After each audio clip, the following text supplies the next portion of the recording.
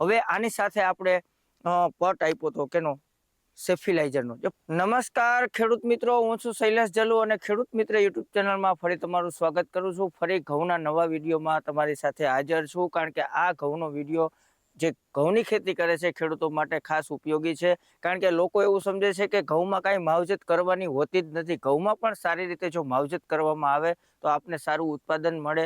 કહેવાનો અર્થ એ છે કે આમાં પણ તમે એમ લોકો એવું વિચારતા હોય કે ભાઈ આમાં કોઈ દવાની નથી જરૂર પડતી કે કાંઈ ખાતરની નથી પડતી, પણ બધી પડતી હોય છે અને રાબેતા મુજબ આપણે આને હાલવું પડે છે સારું ઉત્પાદન મેળવવા માટે। એક તો વાવેતરનો સમય અને આની સાથે આપણે જે ભેળવવાની વાત છે એ અગત્યની છે। ઘઉંમાં જે લોકો પિયત આપવામાં ભૂલ કરે છે અને ખાતર નાખવામાં ભૂલ કરે છે, તો આજે બધા પ્રશ્નોનું આપણે નિવારણ લઈ અને સચોટ વસ્તુ તમને હું આજે બતાવવા માંગુ છું। એટલે વિડીયોના અંત સુધી જોડાઈને રહેજો એવી બધાને ભલામણ છે ખેડૂત મિત્રોને।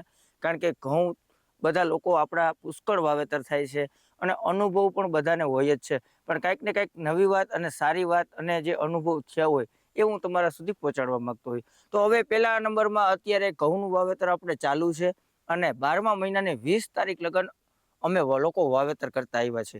આજે બરાબર 12મા મહિનાની 20 તારીખ સુધી ઘઉંનું વાવેતર થાય છે, તો 40 મણ લગન ઘઉંનું ઉત્પાદન મળી રહે છે। નદી કાંઠા વિસ્તારમાં કોઈ કપાસ કાઢીને વાવે તો પણ કપાસ બગડી ગયો હોય અને પછી કાઢીને વાવે તો 2 ખંડી ઘઉં થઈ જાય લોકવન, તો એના માટે એ તોય બેસ્ટ રહે છે, બરાબર છે। તો હવે તમે એ સમય જાણી લીધો કે આપણે અત્યારે લોકવન ઘઉંનું કાયદેસર વાવેતર કરવું જોઈએ અને 20 તારીખ સુધી હજી આપણી પાસે 20 દિવસ વાવેતરના છે। એમાં 8-10 દિવસમાં જે ઘઉં વવાઈ જાય એ સારામાં સારો થાય, કાંઈ વાંધો નથી। અને જે અત્યારે વવાઈ ગયા છે ને જેમ મારે ઉગી ગયા છે એવા ઘઉં હોય તો વધુ સારું ઉત્પાદન મળે। તો હવે કહેવાનો પહેલો મિનિંગ એ છે કે આપણે ઘઉંને વાવ્યા તો વાવેતરમાં આપણે જે બિયારણની વાત છે તો 15 કિલોથી 16 કિલોથી માંડીને લોકો 30 કિલા 35 કિલા લગન બિયારણ નાખે છે। તો પહેલી ભલામણ તો મારી એ લોકોને છે કે જે લોકો 35 કિલા બિયારણ નાખે છે એમાંથી એને 10 કિલો તો કાઢી જ નાખવાનું છે। 20 થી 25 કિલોની આજુબાજુ તમારે બિયારણ નાખવાનું છે, કોઈ પણ ઘઉં હોય। એટલે એનું કારણ શું છે, તમે આ જોવો છો, આ આપણે 22 કિલા 23 કિલાની આજુબાજુનું વાવેતર છે, તો પણ સંતોષકારક અને વ્યવસ્થિત ઘાટવું અને ઘરનું બિયારણ ઘરના બેરલમાં રાખેલું। હવે આમાં શું થાય કે આ બિયારણ આપણું ઘરનું એટલે આપણે એ ખર્ચો પણ ઘટી ગયો, બરાબર છે। અને ડીએપી ની વાત આવે તો ડીએપી આપણે 1 મણ 1.25 મણ અથવા 1.5 મણ, મારું એવું કહેવાનું થાય કે જે હવે ઘઉં વાવે એ 1.5 મણ નાખે તો પણ ચાલે। અને કપાસવાળા પડામાં થોડુંક વધારે હોય તો કાંઈ વાંધો નથી, પણ જે મગફળીવાળા પડા છે જે સમય એને મળી ગયો છે, અમુક પોરો મળી ગયો હોય જમીનને, તો એમાં મણ 1.25 મણ ડીએપી હોય ને તો પણ ઘઉં કાળા જ દેખાય છે। ડીએપી તમારા ઘઉં કાળા થાય તો તમારી નજર સામે છે કે આપણે આમાં 1.25 મણ ખાતર નાખ્યું છે અને 1.25 મણ ઘઉં ગણી લ્યો, 25 કિલો 23 કિલોની આજુબાજુ, બરાબર છે। અને વાવેતર પણ એવી રીતનું હેમરથી કરેલું છે। હવે આ બીજું પાણી આપણે આપ્યું છે અત્યારે ઘઉંને, બીજું પાણી આપ્યું છે હજી 15 દિવસના આ ઘઉં થયા અને આપણે એક પાણીમાં ઉગી ગયા અને ફરી બીજું પિયત આપ્યું। બીજું પિયત આપણે નોર્મલ ઉરિયાનો રાઉન્ડ મારીને આપ્યું છે।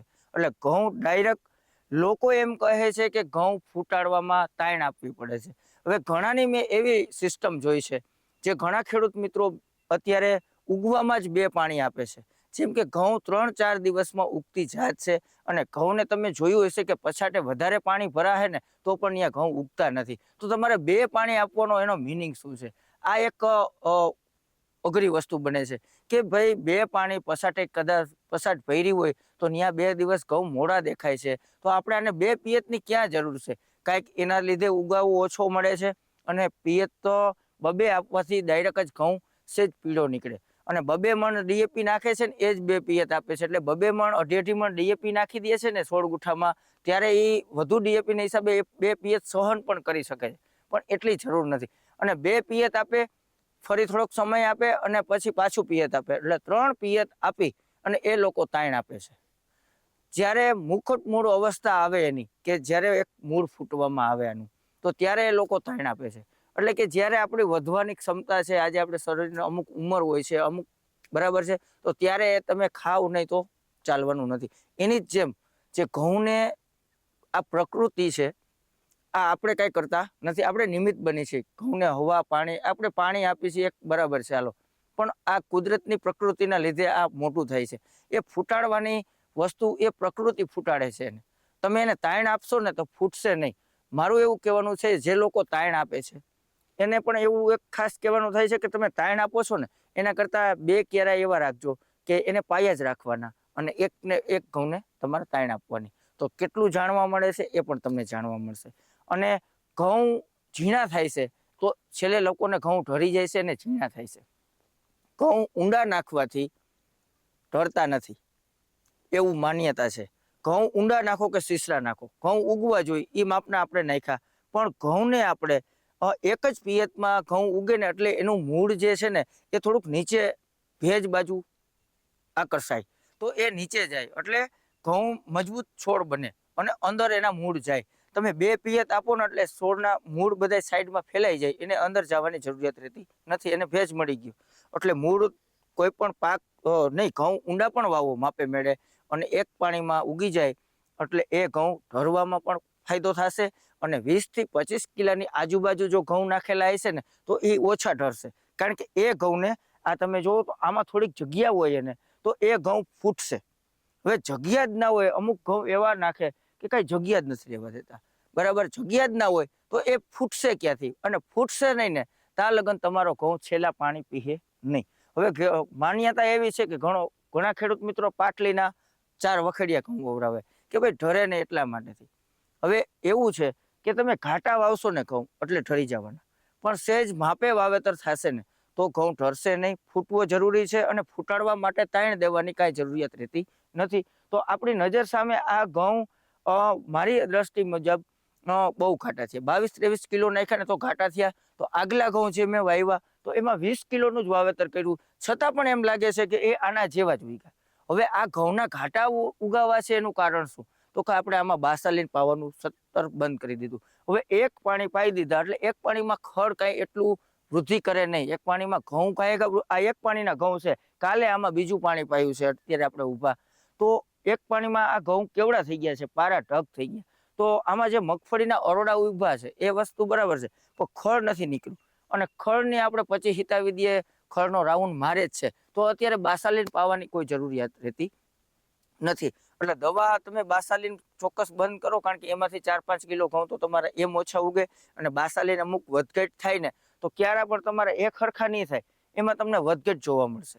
એટલે વાવેતરના આ અમુક નિયમ તમે ખાસ ધ્યાન રાખો. અને તમારે ઘઉંને વજનવાળા અને ફૂટાડવા રાડા જેવા કરવા હોય તો તમે ઉરિયા, જે અમારી ડિસ્ટ્રિક્ટમાં તો મારે જોઉં તો ઉરિયા બહુ કામ આપે છે ઘઉંમાં, તો તમે 1 રાઉન્ડ ઉરિયાનો પણ વધારો. અને અત્યારે જે ડીએપી 2 મણ નાખો, 40 કિલો વીઘે નાખો છો એની જગ્યાએ 25 કિલો નાખો અને વળી 20 કિલો 20-20-0-13 તમે ફરી ગાભે પોટે આવે ત્યારે ઉરિયા સાથે નાખો તો છેલ્લે એને વજનવાળા આપણે થાય અને એને પુષ્કળ તાકાત મળી રહે. જ્યારે ડીએપી આપણે 3-4 મહિના ઘઉં લઈએ તો 4 મહિના એક અત્યારે પાયા ખાતર લાગવાનું નથી, એટલે અતિ નાખવાનો કોઈ મિનિંગ નથી.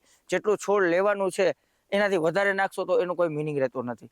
હવે આની સાથે આપણે પટ આપ્યો તો કેનો, સેફિલાઇઝરનો, જે ફંગીસાઇડ કહેવામાં આવે છે. આપણે યુપીએલનું વાપરું જે હું તમને ડિસ્પ્લે કરું છું, પણ મારો એવો આગ્રહ નથી હું કહેતો કે તમે યુપીએલનું જ વાપરો. કોઈ પણ ફંગીસાઇડ આપણે નાખ્યું છે ડીએપી સાથે, એનું કારણ શું? હવે સમય પ્રમાણે ફૂગનું પ્રમાણ વધતું જોવા મળે છે, કારણ કે આપણે બધી વસ્તુ કટિંગ કરતા હોય આ તે, જમીનને પોરો નથી દેતા. હવે ટૂંક સમય થયા કે 4-5 વર્ષ થયા તો એવા છે કે જમીનને પોરો નથી મળતો, પિયત બહુ થાય છે, ઉનાળુ પિયત થાય છે, તો ફૂગનું પ્રમાણ વધ્યું છે. તો ફૂગનું પ્રમાણ વધ્યું છે એટલે તમે એવું માનશો કે ઘઉંમાં ફૂગ ના આવે, ઘઉંનો છોડમાં હુકારો ના આવે, એટલે શું એને ફૂગ નુકસાનકારક ના હોય? એને પણ નુકસાનકારક તો ફૂગ હોય જ, કોઈ પણ છોડને નુકસાનકારક હોય, પણ આ તાકાતવાળો છોડ છે તો આને ઓછો અટેક થશે. એટલે એટલા માટેથી ખાસ એ કહેવાનું થાય છે કે આપણે સેફિલાઇઝરનો ઉપયોગ કર્યો અને એનું રિઝલ્ટ આપણે જોવા મળે છે. આ ઉગાવાથી તમને એવું લાગતું હોય છે આ 15 દિવસના ઘઉં તમારે આમાં એવી એક રોનક તમને જોવા મળે છે. એવું આ એક જ ઘઉંમાં નહીં, દરેક ઘઉંમાં જોવા મળે છે. તમે આ બાજુ બતાવી દેજો, આમાં હજી પિયત હાલે છે.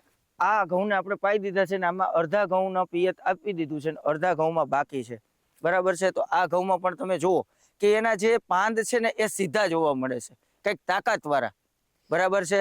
એટલે આને અત્યારે બીજું પાણી એને ઉરિયા નાખીને જ મેં પાણી પાઈ છીએ અને મારી ડુંગરાળ જમીનમાં પણ ઘઉંનું ઉત્પાદન 2 ખાંડી અપ જાય છે.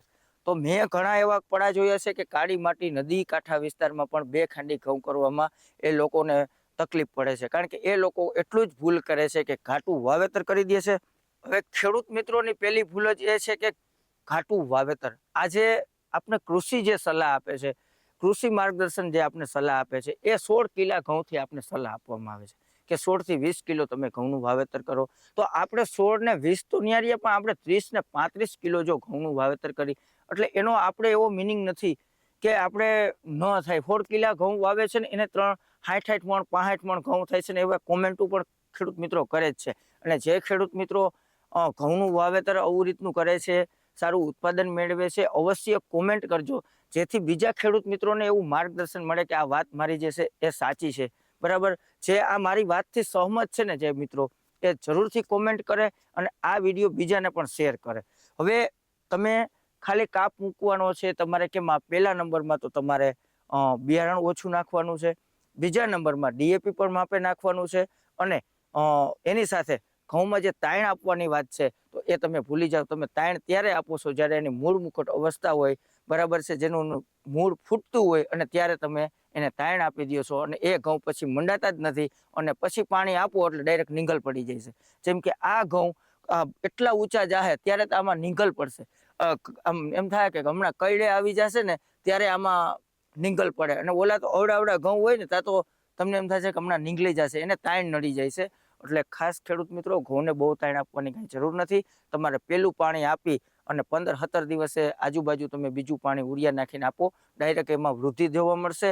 અને જે લોકોએ ફંગીસાઇડનો ઉપયોગ કરવો હોય તો હજી ઉરિયા સાથે એક વખત નાખી દેવાય તો પણ ગણકારક રહેશે. કૃષિ નિષ્ણાંતની સલાહ લેવી આ બાબતમાં, તમને ચોક્કસ ફાયદો મળશે. અને જે સેફિલાઇઝરની વાત કરું છું એ સ્પેશિયલ ઘઉં માટે છે, મૂળની વૃદ્ધિ માટે છે. તો મૂળની વૃદ્ધિ હશે તો ચોક્કસ તમારો છોડ મજબૂત થશે અને ઉત્પાદનમાં ફરક જોવા મળશે અને ક્વોલિટી થશે. એટલે ખાસ આ વસ્તુનું તમે ધ્યાન રાખો. અને ખાસ જો મારી વાતમાં તમને કંઈક સહમત લાગતા હોય તો હું એક ખેડૂતનો દીકરો છું, મને સપોર્ટ કરો, જેથી સારી વસ્તુને સારી માહિતી તમારા સુધી પહોંચાડતો રહું. અને નવા વિડીયોમાં ફરી આપણે મળતા રહી. તો આ વિડીયો લાંબો ન થાય એટલે પૂર્ણ વિરામ આપી નવા વિડીયોમાં મળશું. ત્યાં સુધી જય જવાન, જય કિસાન, ભારત માતા કી જય.